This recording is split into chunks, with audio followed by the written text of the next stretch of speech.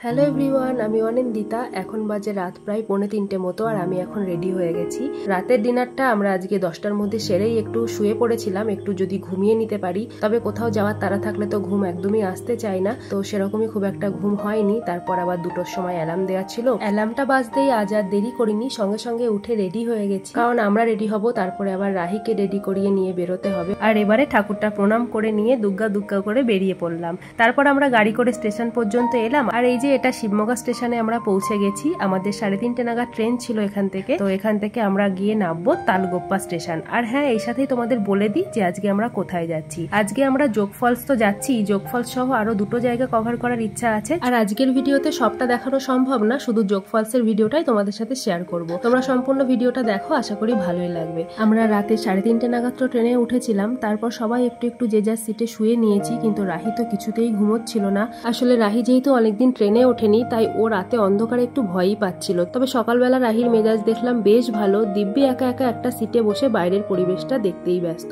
আর বাচ্চা থেকে বড় সবারই কিন্তু আমাদের এটা ভীষণ ভালো লাগে, ট্রেনে জানলার ধারে বসে বাইরের এই অসাধারণ সিনারিটা দেখার জন্য। আর সেই সাথে প্রচন্ড বৃষ্টি হচ্ছিল। আমরা সবাই এটাই আলোচনা করছিলাম যে বাবা, সারাদিন যদি এত বৃষ্টি হয় তাহলে আমাদের ঘোরাটাই আজকে ম্যাচাকার হয়ে যাবে। তো সবাই ভীষণ মন খারাপের সাথে নেমে পড়েছি তালগোপ্পা স্টেশন। আর এই যে তোমাদের সমস্ত স্টেশন চত্বরটা ঘুরিয়ে দেখাচ্ছি। স্টেশনের বিল্ডিংটা পুরনো হলেও মনে হচ্ছে নতুন কালার করেছে, আর কিছুটা অংশ দেখলাম কনস্ট্রাকশনও হচ্ছে। বেশ ভালোই লাগলো স্টেশনটা। তারপর আমরা সবাই এখানে ওয়েট করছি, আর আমার হাজবেন্ড আর দাদা গেছে একটা গাড়ি বুক করতে। এখান থেকে আমাদের গাড়ি করে হোটেল পর্যন্ত যেতে হবে। হোটেলে তো যাবই, তার আগে সবাই একটু ব্রেকফাস্ট করে নিচ্ছি। এখন সকাল ওই 8:45 থেকে 8টা মতো বাজে। এবার সবাই সেই ভোরবেলা বেরিয়েছি, আর এখন খেয়ে না নিলে পরে আর সেরকম ভাবে খাওয়ার সময়ও পাবো না। তাই সবাই স্টেশনের কাছাকাছি এরকম একটা হোটেল রয়েছে, এখান থেকে আমরা ব্রেকফাস্ট করে নেব। ব্রেকফাস্টে কেউ ইডলি, কেউ ধোসা, কেউ মশলা রাইস, যে যার মতো অর্ডার করা হয়েছিল। সবাই খেয়ে নিলাম। আমরা সবাই বসে পড়েছি, আর হাজব্যান্ড একটু ভিডিও ক্লিপ নিয়ে নিচ্ছে। আসলে আমি ভিডিও বানাবো বলেই এই ক্লিপটা নিচ্ছে, তো ওকে থ্যাংক ইউ জানাচ্ছি ভিডিওর মাধ্যমে ক্লিপগুলো নেওয়ার জন্য।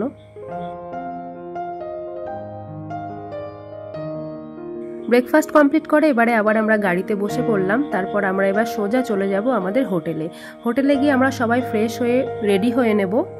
ওই তালগোপ্পা স্টেশন থেকে ওয়াটারফলসের কাছাকাছি হোটেলে যেতে আমাদের প্রায় 1 ঘন্টা মতো সময় লেগেছিল। যাওয়ার পথে অসাধারণ সুন্দর সিনারি যেমন বাইরে ছিল, ঠিক সেরকম গাড়ির ভেতরেও কিন্তু আমরা সবাই মিলে গল্প আড্ডা দিচ্ছিলাম, যেরকমটা হয় ঘুরতে গেলে। টোটাল 8 জন আমরা ছিলাম।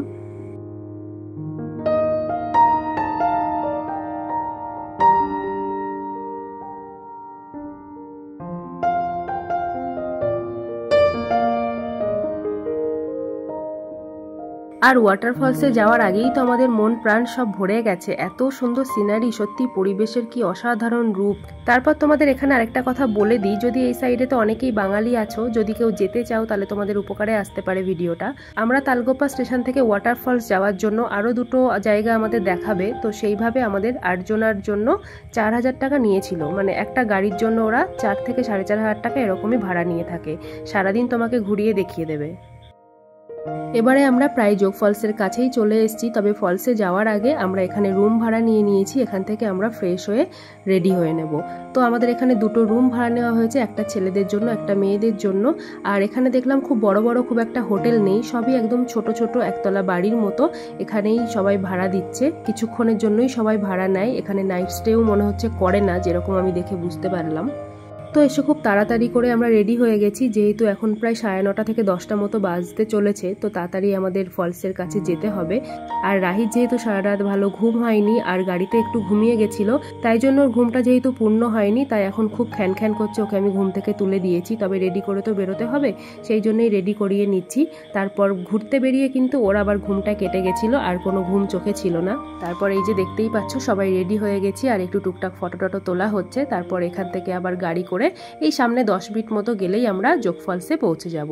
চলো তারপর আবার ওখানে গিয়ে দেখা হচ্ছে।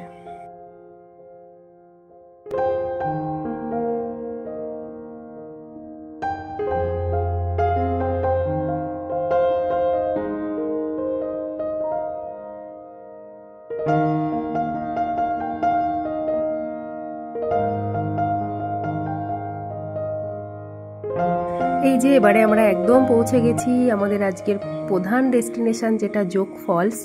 তবে পৌঁছেই আমাদের সবার মন ভীষণ খারাপ হয়ে গেছে, যেরকম বৃষ্টি শুরু হয়েছিল আর সেই রকম সম্পূর্ণ মেঘে ফলসটা ঢাকা ছিল। তারপর এই যে আস্তে আস্তে মেঘটা সরে গেল আর ফলসটা আমরা দেখতে পেলাম। এখানে অনেকগুলো ফলস আছে, অগন্তি ফলস। আর জানতে পারলাম প্রায় 850 ফিট ওপর থেকেই ফলসটা পড়ছে, মানে অসাধারণ। তবে এটা যেহেতু বর্ষার সময় ছিল সেহেতু অনেক রেস্ট্রিকশন ছিল, আরও কাছাকাছি যাওয়া যায়, তো আমরা অনেক দূর থেকে এটা দেখেছি। তবে ভিডিওতে কতটা ক্লিয়ার বোঝা যাচ্ছে জানি না, তবে সামনে থেকে সৌন্দর্যটা শুধুমাত্র কিন্তু উপভোগ করার মতোই। আর সত্যি আজকের এই যোগ ফলসটা আমাদের অসাধারণ সুন্দর লেগেছে, মানে কতটা অসাধারণ এটা বলে বোঝানো যাবেই না। তো সেদিনটাই ভীষণ বৃষ্টি হচ্ছিল, সকাল থেকেই বৃষ্টি ছিল, মাঝে একটু হালকা বৃষ্টিটা কমেছিল, তারপর থেকে কিন্তু আবার মুষলধারেই বৃষ্টি নেমেছিল।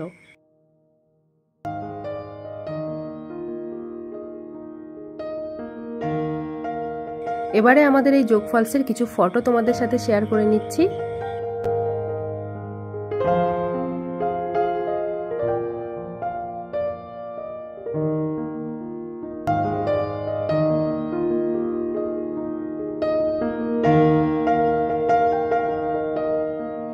যোগ ফলসের ভিডিওটা তোমাদের সাথে শেয়ার করলাম। সেদিন আমরা যোগ ফলসটা প্রথমে কমপ্লিট করেছিলাম, তারপরে একটু বোটিংয়ে গেছিলাম আর তারপর নিবলি ফলসে গেছিলাম।